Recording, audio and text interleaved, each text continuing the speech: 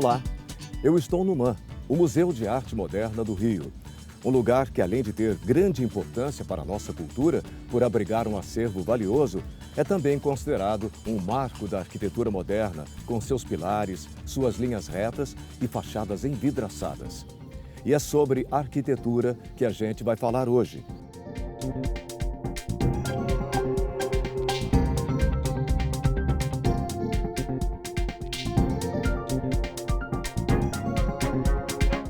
Será que a cidade define sua própria arquitetura ou é por ela definida? E no caso do Rio de Janeiro, será que existe um estilo que represente a nossa cidade? O Rio de Janeiro é um lugar de uma cultura múltipla. Então essa arquitetura traduziu de alguma maneira essa possibilidade. O que caracteriza o Rio de Janeiro é justamente essa diversidade de espaços, de paisagens, como por exemplo no centro da cidade nós temos a oportunidade de caminharmos por Santa Teresa, que oferece uma paisagem ímpar, e ao descermos nos depararmos com uma área na área central da Uruguaiana, 7 de setembro, a área do Corredor Cultural, que já estabelece uma ocupação da época do Pereira Passos, essa virada do século XIX para o XX, e nos depararmos com a modernidade da Avenida Chile, com grandes arranha-céus e grandes avenidas, uma grande avenida. Então, eu acho que o que caracteriza, o que diferencia o Rio de Janeiro é justamente essa diversidade e essa pacificidade, essa convivência pacífica, entre esses diversos estilos, esses ambientes urbanos diversificados. O Rio é uma cidade de acúmulo, ela vai mudando de cara de acordo com os momentos políticos, momentos econômicos. A gente tem no Rio de Janeiro uma cartilha excelente, porque a gente tem todos os períodos significativos da história da arquitetura brasileira e com grandes exemplares.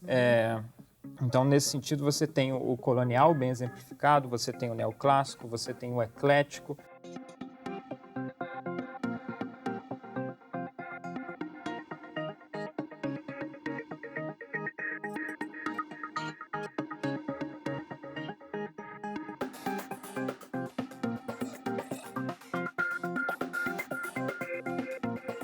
Nós temos ainda um acervo fantástico de arquitetura chamada eclética, principalmente no centro do Rio, mas também em outros bairros. Teatro Municipal, o Museu Nacional de Belas Artes, a Biblioteca Nacional. Tem o Rio Colonial, que é muito importante, mas também tem todo um acúmulo do Rio enquanto capital.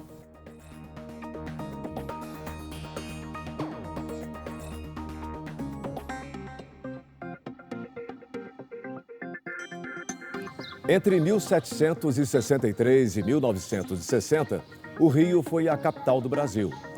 E não é muito difícil perceber os impactos desse período na arquitetura carioca. Por ter sido capital do Reino e da República por tantos anos, até hoje é possível ver as marcas deixadas pelo poder. Eu acho que as cidades que são cidades capitais, elas acumulam um repertório maior do que as outras cidades. As fachadas contam parte da história de uma cidade. E o que elas revelam sobre as regiões que já eram ocupadas quando o Rio era a capital?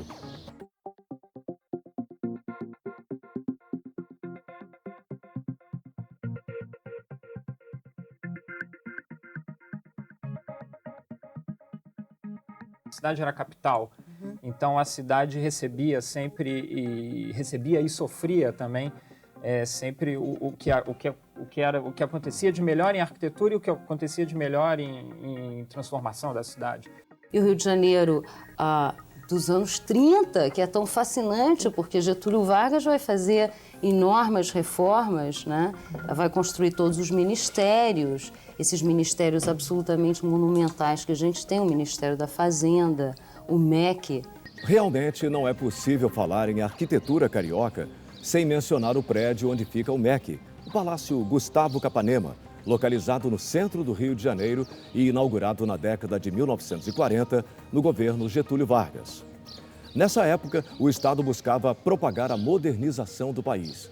Por isso, o projeto deveria conter diversos elementos de vanguarda. Agrega num objeto, num edifício, tudo que se imaginava acerca do que era a arquitetura contemporânea da época, a arquitetura moderna. Está tudo ali.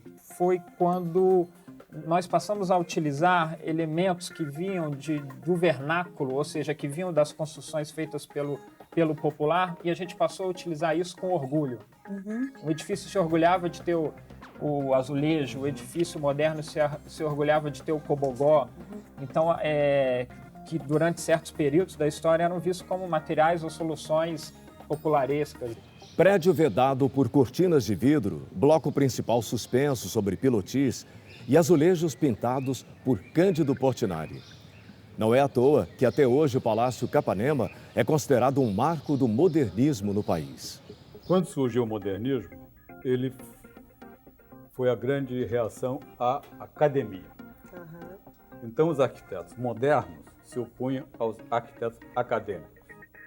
Os acadêmicos são exatamente os responsáveis por essa arquitetura feita na virada do século.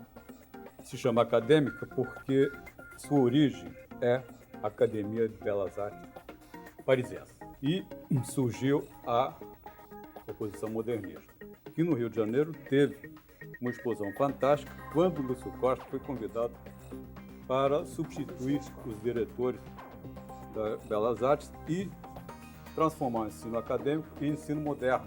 Oscar Niemeyer, um dos maiores arquitetos do Brasil e do mundo, fez parte da equipe que projetou o Palácio Capanema.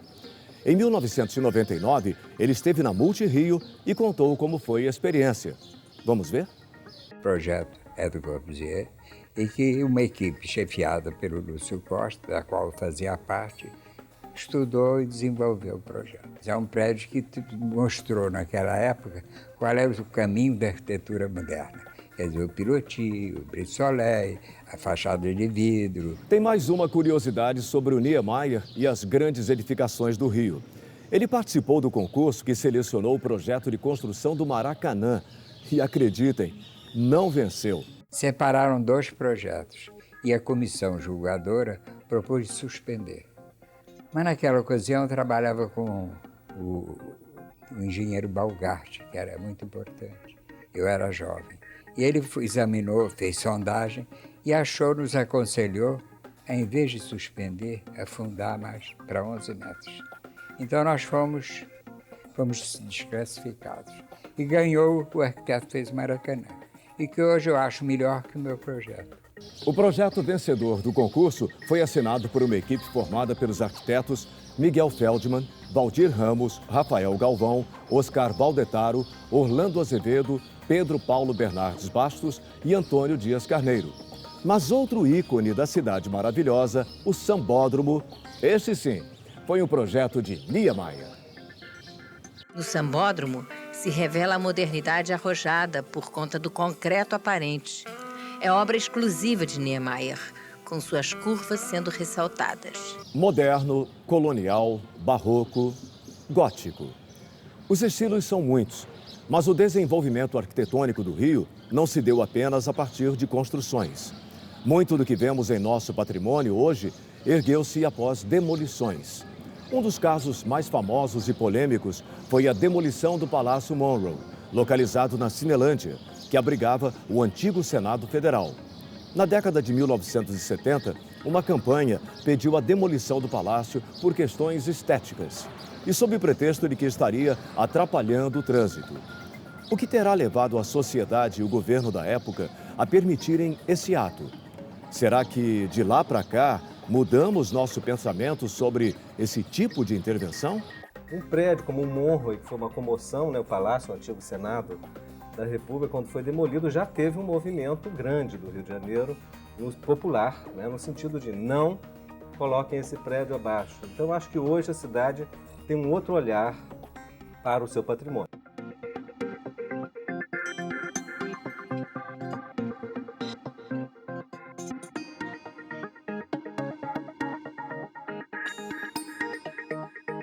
Havia uma convicção tão férrea num novo período e numa transformação que muita coisa foi posta abaixo, em favor dessa convicção. Então, na verdade, é por um lado um sentido de preservação e por outro um sentido de uma convicção numa nova realidade. E então essa tensão entre essas duas coisas é que gera a cidade.